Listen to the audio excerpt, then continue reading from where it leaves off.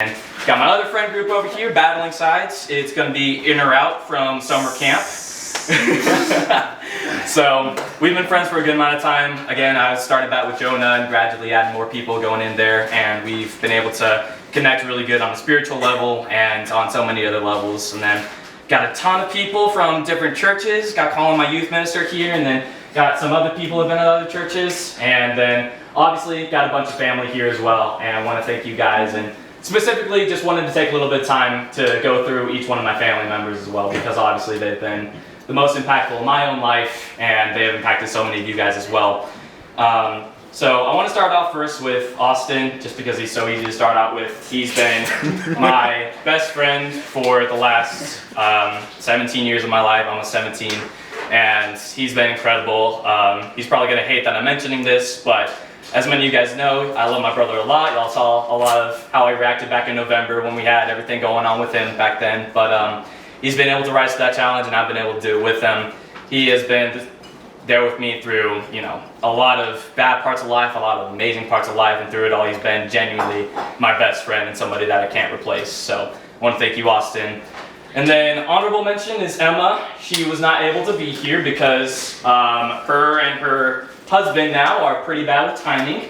So they're on their honeymoon right now in St. Lucia. They were originally going to be able to make it, but they forgot passports, they put in names wrong, and total newbies, so they were not able to make it, but I love Emma. A lot of you guys know how I feel about Emma. We've had a complicated relationship growing up, but we really love each other, and we're really great friends. So, and Cortez has been an incredible addition to the family as well. He's been a great new brother-in-law to have, and really appreciate him. And next up is my mom, who's been preparing all the incredible food for us and doing everything that she always does.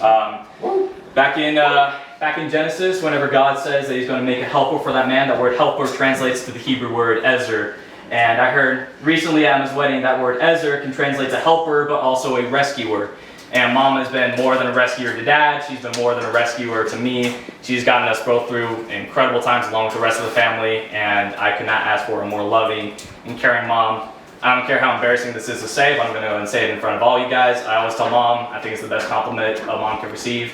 I tell her whenever I'm looking for women to date, I want them to be just like her, because she is an amazing mom, so caring, so just the perfect model of a Christian wife, and an incredible mother as well. And then lastly, it's my dad, who has made just the biggest impact on my life of anybody else in the world.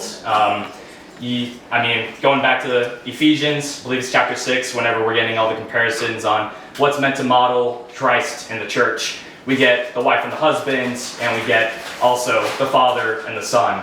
Where the father is meant to mimic Christ, the son is meant to mimic the church. Where the church submits and respects the father, and the father looks out and is willing to sacrifice anything for the son. That has been more than that to me throughout. I'm getting a little emotional now. He's been more than that to me throughout my entire life, and I have so many memories. A key memory I have is back in 8th grade leading into 9th grade. I told Dad I signed up for a marathon, and I was sad because I had nobody to do it with me. And not even thinking about the kind of pain he would have been going through training, he instantly said, I'll do it with you. Not even thinking about anything. I was thinking about the pain. Well, and I didn't say that quite instantly, but you know what? I'm going to mention that in my speech as well, so to be continued. Sure, it was pretty instantaneous though, and he was willing to do that with me. I did the full, he did the half, and that was an incredible experience. That's on the picture board back there as well. He's been an incredible father figure, willing to sacrifice anything just to give me an amazing childhood, which he has in full.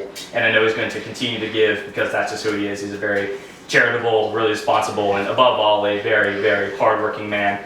Got it from his mom, my mamaw as well, who was able to work 3 jobs, not only to support him, but also afterwards to provide me and the rest of the grandchildren with tuition costs. And I'm so incredibly thankful for that. That is a huge help for me and for the parents. So she's kind of started the line of what it means to be a hard worker, and I think that's part of the Drawball name as well. And Dad has passed that on to me, and I hope to pass that on to many people to come. So, I think I covered most of the people in the room. That's pretty much the majority of it. Other family, other friends, love you guys, and I love that y'all are here.